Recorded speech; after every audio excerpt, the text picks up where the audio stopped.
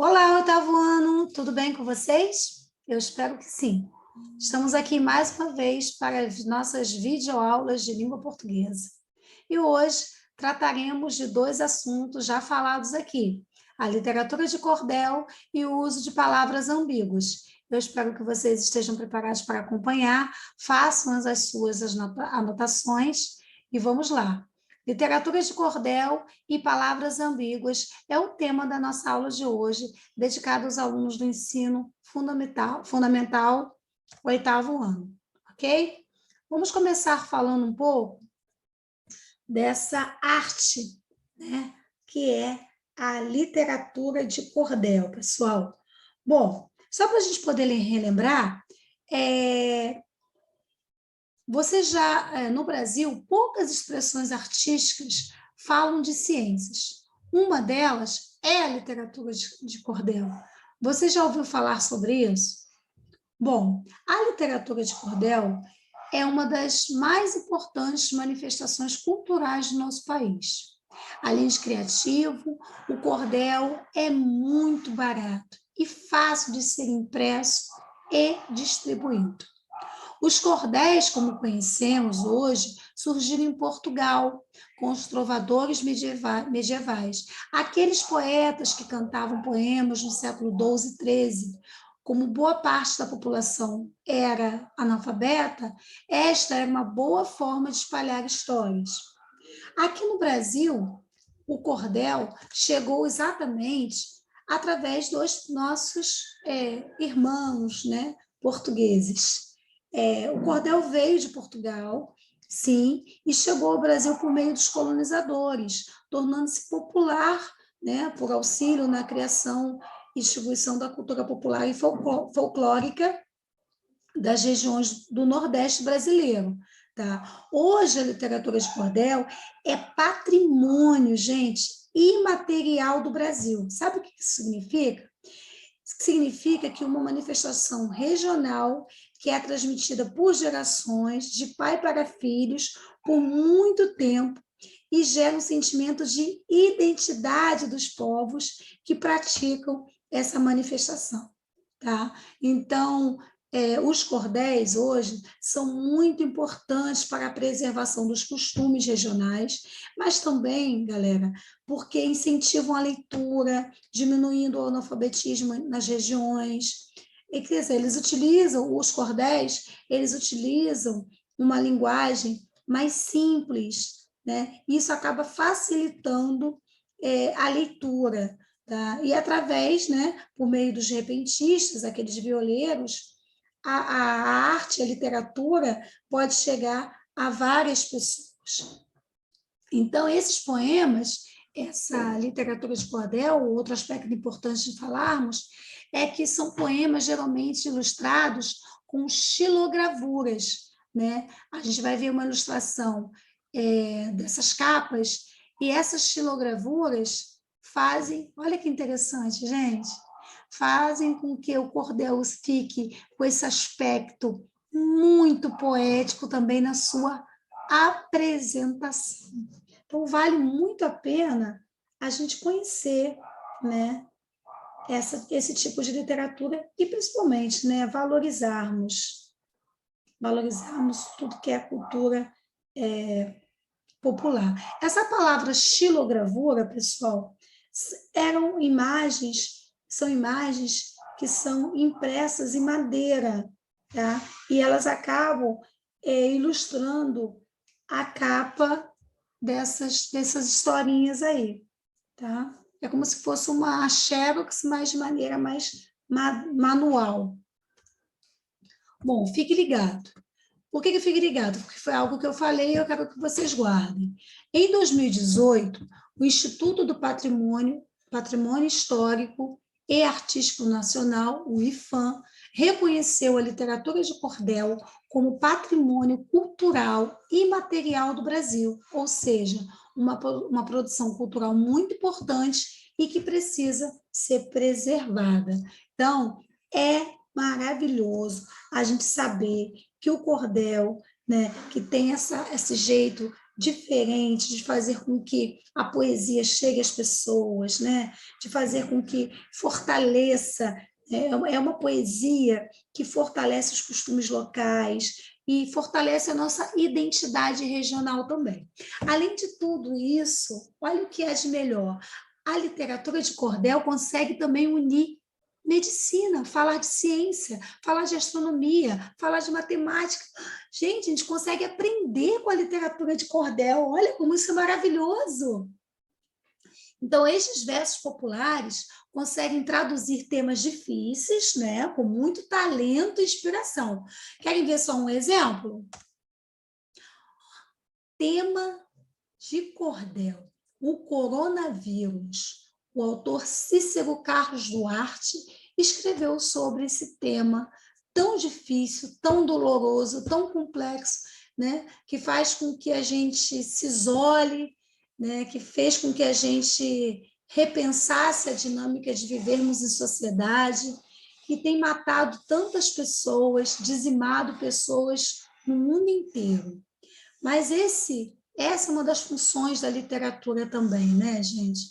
A literatura ela consegue dar a um tema difícil, complexo, doloroso, uma nova roupagem e ressignificar a problemática, o tema, o assunto. São outros olhos para um mesmo assunto. Eu não coloquei o cordel inteiro aqui, né, por ser muito longo, mas eu coloquei as partes assim, bem importantes, partes bem importantes. Gostaria de ler com vocês. Relato neste momento, em formas de poesia, um assunto preocupante que aumenta a cada dia. O Covid-19, o vírus que nos envolve com a sua pandemia. Misturo neste cordel humor e veracidade, com um dom dado por Deus, me expresso com humildade. E falo da pandemia e o vírus que contagia toda a nossa humanidade. Raul Seixas, no passado, foi incrível. Quem diria, previu o nosso futuro através de uma melodia. Pois ninguém nunca pensou, dia em que a Terra parou, fosse esta pandemia. Nesta música de sucesso, Raul Seixas revelou que a Terra ia parar e ninguém acreditou.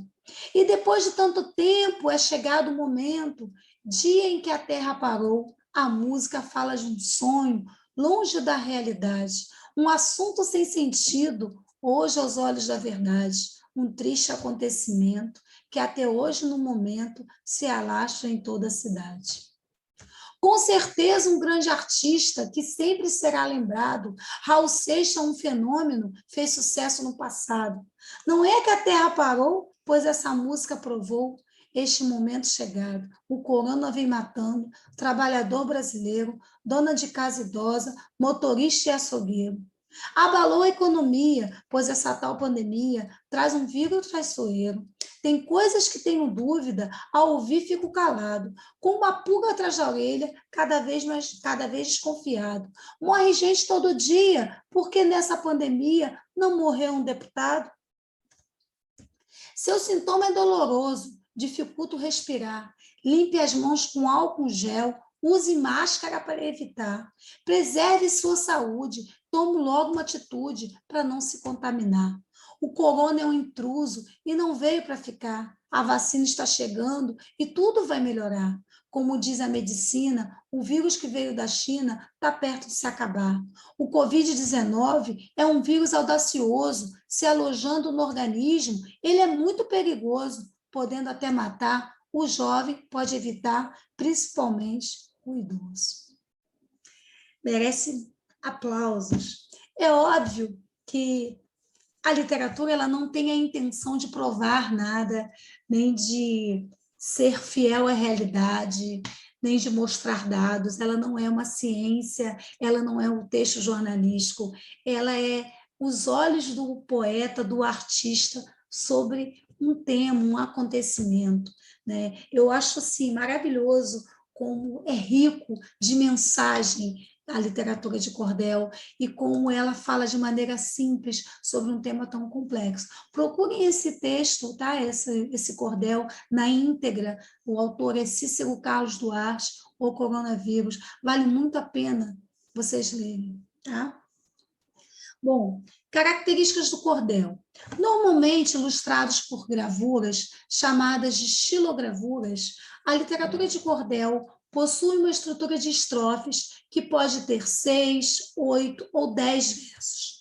Além disso, algumas características são presença de rimas, métricas e oralidade, utilização, desculpe, do humor, sarcasmo e ironia. Possui uma essência cultural, pois relata tradições culturais regionais e contribui para a continuidade do folclore brasileiro. São baratos, como eu disse, tá? E por isso atingem um grande público, e isso acaba sendo um incentivo, é claro, à leitura. É importante também ressaltarmos a distinção que muitas pessoas confundem, né, entre repente e cordel, porque caminham juntos. Os repentistas, eles musicalizam, né, o poema. Apesar da semelhança entre as duas representações culturais, né, que se destacam no Nordeste brasileiro, o repente e o cordel são manifestações bem distintas, tá, gente? O repente é interpretado pelos repentistas e a poesia é encenada de forma improvisada e acompanhada de instrumentos musicais. Já o cordel é feito por cordelistas, divulgado em folhetos e elaborada por poesia que leva a traços da oralidade. Então, a gente vai encontrar no Nordeste, convivendo juntos, os repentistas e os cordelistas, e isso é maravilhoso, porque torna riquíssima a nossa literatura, ok?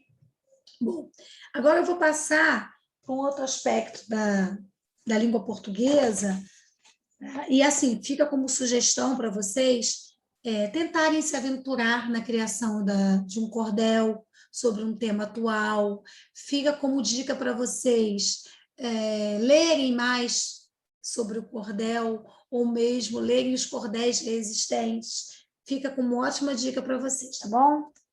Agora nós vamos falar um pouco sobre ambiguidade. Eu até trouxe a definição do dicionário sobre ambiguidade. Ambiguidade é a qualidade daquilo que possui ou pode possuir diferentes sentidos do que é incerto ou indefinido, natureza do que é ambíguo, duplicidade de sentidos, características de alguns termos, expressões, sentenças que expressam mais de uma acepção, né, uma ideia, ou entendimento possível a alguma coisa. Bom, é muito complexo, professora. Bom, gente, ambiguidade é um dos maiores inimigos da clareza textual. Tá? Por quê? Porque o emprego de palavras ou construções que podem ser entendidas de mais de uma maneira pode atrapalhar a compreensão do texto. Na maioria das vezes, a ambiguidade se deve a um elemento já dito anteriormente na frase, já expresso no texto. A gente chama esse elemento de elemento anafórico, que pode referir-se a 2 ou mais termos antecedentes e aí gerar uma certa confusão. Olha só esse exemplo que eu coloquei para vocês, diz exatamente sobre isso aí. O senhor é paciente? Costumo ser, mas foram 2 horas esperando num calor e sem gibi. A minha paciência se foi faz tempo. Olha só, brincadeira que foi feita nessa tirinha com o sentido da palavra o quê? Paciente. Alguém perguntou para a criança, o senhor é o paciente? Ou seja, se você é o paciente, é a pessoa que precisa de atendimento, ela já interpretou, a criança já interpretou, se aquilo ali é uma qualidade dela, uma característica dela, ser paciente. Aí ela responde, costumo ser, mas foram 2 horas esperando um calor e sem gibi. A minha paciência se foi faz tempo. Esse que gerou o humor. O humor da tirinha foi gerado exatamente pelo sentido, né, da palavra paciente ser interpretada de maneira diferente.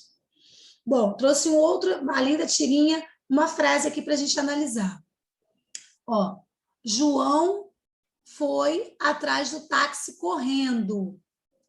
Olha só, João foi atrás do táxi correndo. Você já deve ter acendido o sinal de alerta aí, né? Nessa frase, a ambiguidade acontece pelo uso o quê? O uso da palavra correndo. Por quê? Ó, ela foi, ó, pela forma como a palavra foi colocada, a gente não tem certeza sobre o sentido real da frase. Ou seja, existem duas interpretações aí. Ou João precisou correr atrás do táxi para conseguir alcançá-lo, ou o táxi estava correndo muito em alta velocidade e João precisou ir atrás dele. Quer dizer, João foi atrás do táxi correndo, que acho que é o que as pessoas pensariam, né? De primeira, que João que estava correndo, ou o táxi estava correndo muito. De qualquer forma, mesmo que nós pensássemos que foi João correndo atrás do táxi, isso é ruim para o texto. Então, a gente pode construir uma frase sem ser ambígua. Né? A gente pode construir uma frase fazendo algumas alterações, acrescentando um sinalzinho de pontuação. Então, existem maneiras da gente desconstruir essa ambiguidade. Ok? Vamos lá. Como acabar com a ambiguidade? Ela pode ser escrita assim. Ó. João, correndo, foi atrás do táxi. O que eu modifiquei, gente? Primeiro, eu peguei João, né, o sujeito, coloquei correndo entre vírgulas, tá? Estou dando destaque aqui, é o aposto, João correndo, foi atrás do táxi. Ou seja, João foi atrás do táxi, não tem dúvida que ele estava correndo, porque coloquei em destaque correndo, não como no final como estava, próximo a táxi. João foi atrás do táxi, aí eu transformo, faço duas orações, né? Em vez de eu colocar João foi atrás do táxi correndo, coloco só o verbo no gerúndio, eu coloco o verbo, tá? Aqui, ó. Eu coloco uma oração inteira, que passou correndo. Acrescento o verbo aqui, tá? Então, eu faço duas orações. Coloco aqui o pronome relativo que e transformo esse verbo em duas orações. Isso é uma forma também. Olha uma outra frase. Ele sentou na cadeira e quebrou o braço. É muito comum a gente chamar uma parte do sofá, da cadeira, de braço, né? Isso é até uma figura de linguagem. Então, assim, a gente chama de braço de mesa, braço mesa não, braço da cadeira, braço do sofá, tá? Então, esse é um exemplo de ambiguidade lexical, ou seja, quando lida com as palavras. Já que a palavra braço pode assumir mais de um significado, braço da cadeira ou braço da pessoa. Na construção dessa frase, não fica claro qual foi o braço quebrado. Fica, gente. Ele sentou na cadeira e quebrou o braço. Pode ser o braço dele ou pode ser o braço da cadeira. Então, a gente tem que solucionar essa frase aí, evitando ambiguidade. Ele sentou e o braço da cadeira quebrou. Exatamente. Olha como isso ficou claro agora. Não há dúvidas que foi o braço da cadeira. Ele sentou na cadeira, aí sentou na cadeira e quebrou o próprio braço. Também não há dúvida. Então, é importante a gente ficar atento à ambiguidade, porque, embora possa ser usada como recurso estilístico ou humorístico, como foi o caso daquela tirinha, ela atrapalha a transmissão na mensagem. Então, ela é condenada, tá? Quando você for escrever um texto mais sério, um texto mais formal, a ambiguidade ela é muito condenada. Então, a inadequação ou má colocação de elementos como pronomes, adjuntos adverbiais, expressões e mesmo enunciados inteiros podem acarretar duplo sentido, comprometendo a clareza do texto. Tá? Então, é importante observarmos isso. Na publicidade, observamos que o uso e o abuso da linguagem plurissignificante, ou seja, plurissignificante com mais de um significado, com vários significados, né? Por meio dos trocadilhos, jogos de palavras, procurando chamar a atenção do interlocutor para a mensagem. Mas caso, gente, o autor não se julgue preparado para utilizar corretamente a ambiguidade, o melhor que se tem a fazer preferir uma linguagem mais objetiva, com vocábulos, né, palavras ou expressões que sejam mais adequadas às finalidades que vocês pretendem. Nada de ficar criando demais, complicando a linguagem, né? Então, se a gente não tem tanto domínio sobre essa brincadeira, que a gente pode fazer sim, a ambiguidade pode ser um recurso estilístico, e ela é muito usada nas tirinhas, nas charges, nos textos publicitários, mas é preciso que a gente tenha um domínio muito grande da linguagem para que a gente possa fazer uso. Por enquanto, a gente fica na análise, fica no estudo da ambiguidade e fica no estudo da língua para a gente aprender mais. Olha, tem aqui um desafio para vocês. Vou dar uma dica, o restante vocês vão pensar. Vocês vão assistir o vídeo de novo e vão pensar sobre essa charge aí. Mas é fácil. Quero que vocês expliquem, coloquem no caderno de vocês, explique a ambiguidade na charge. Onde está a ambiguidade nessa charge? Olha aí, ó. Palavra rede social. E olha o que o personagem disse que está pendurado na rede. Rede social aqui em casa é outra coisa. E aí? Pessoal, por hoje é só. Gostaria muito de agradecer a todos vocês que estiveram aqui, que estão aqui presentes, assistindo essa videoaula, buscando o aprendizado. Isso é muito importante. Não desistam, permaneçam assim, firmes, dedicados e focados nesse objetivo. Espero vocês no nosso próximo encontro, tá? Então, é isso. Por hoje é só. Fiquem bem, se cuidem, tá? Até a próxima. Tchau, tchau.